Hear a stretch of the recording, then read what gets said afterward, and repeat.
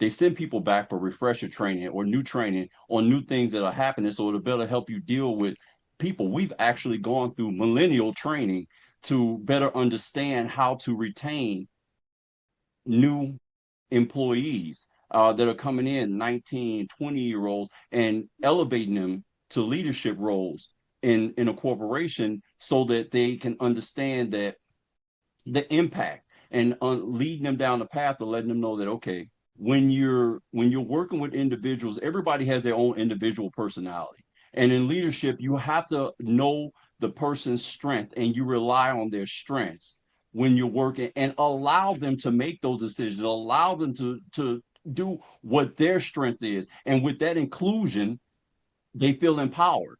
And then you'll get more out of the people. You can't just constantly, there was an old management style, and it's the way a lot of you are seeing right now with a lot of corporations are trying to go back to that. But you have to continue to push forward and evolve into where you're including people in the decisions that are being made. Understand that there's a team. When you're working together, even when you're in the classroom, those students, each individual student has their individual role within that classroom. And if you, Yes. as a leader, actually work with those students and understanding their role and letting them understand their role, they'll feel more empowered to be able to do things. And you'll find your role being that much more simpler. When I first started in management years ago, I was one of those people that I was not a leader. I don't even like to use the term manager. I like to use the term leader because leader is a person that people will actually follow. Right. And that you get much Yeah. more done as a leader than you do as a manager or a boss. Though when you're a boss, you find yourself stressed out because you're taking on the roles of everybody.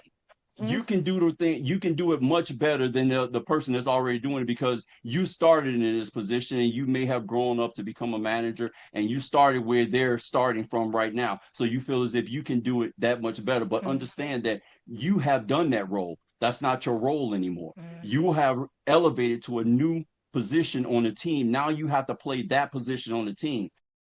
I go back to basketball things because I'm a huge basketball fan, Michael Jordan fan. You cannot have five Michael Jordans on the floor. No. That's a losing team.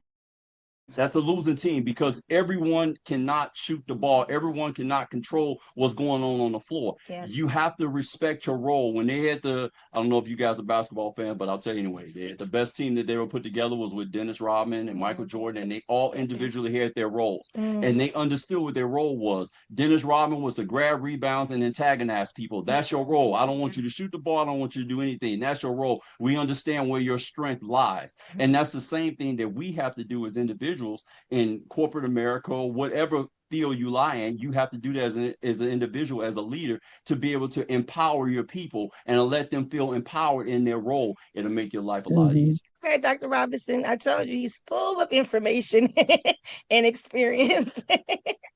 So go ahead and if you would like to expound on anything that he said or relating to what you guys have put together. Mic drop.